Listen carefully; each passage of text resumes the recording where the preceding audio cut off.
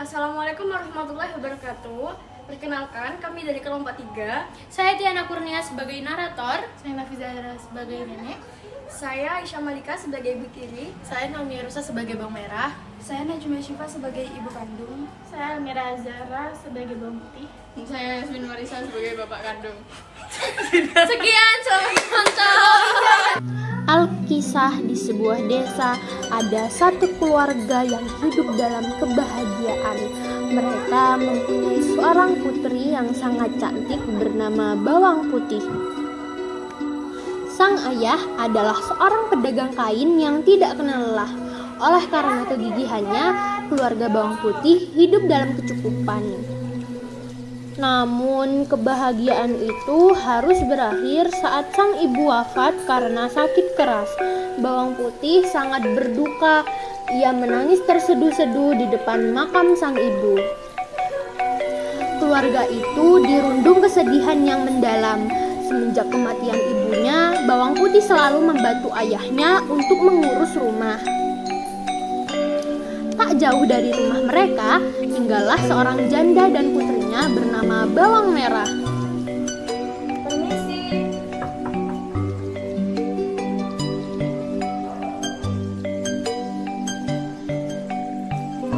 Pada awalnya mereka berempat hidup bahagia dalam satu rumah. Keadaan berubah ketika sang ayah telah pergi merantau untuk mencari uang.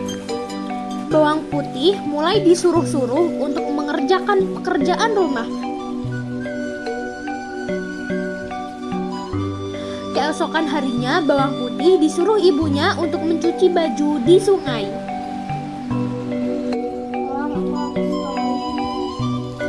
Waduh, kamu diam saja. Ya, baju ibu hanyut. Bagaimana ini? Aduh. Karena takut dimarahi, ia pun menyusuri pinggiran sungai untuk mencari baju itu.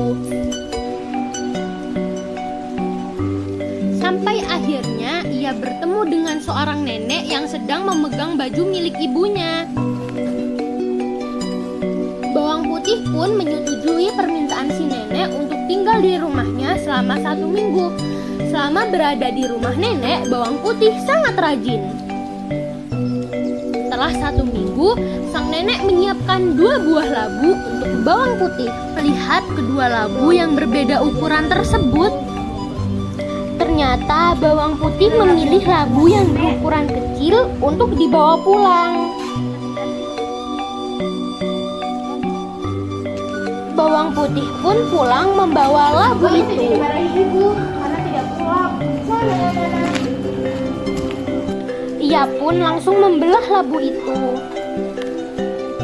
Betapa terkejutnya ia melihat labu tersebut berisi perhiasan berupa emas dan permata. Mendengar teriakan Bawang Putih, Bawang Merah dan ibunya segera menghampirinya.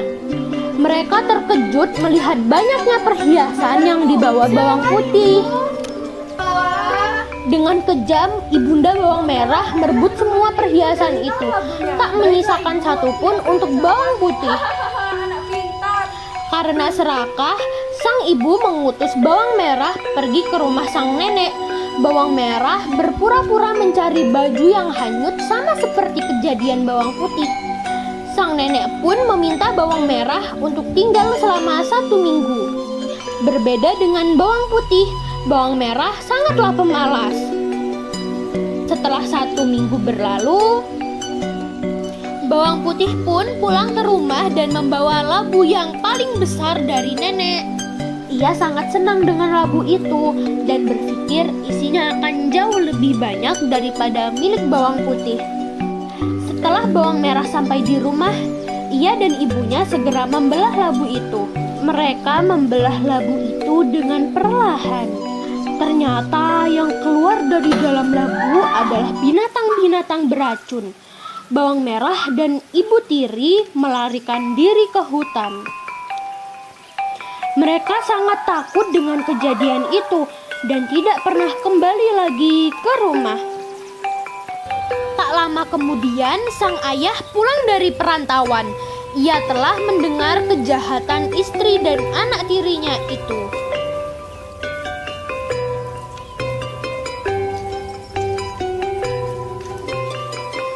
Ayah bawang putih pun berjanji tidak akan pernah meninggalkan putrinya itu. Akhirnya mereka pun hidup bahagia selamanya.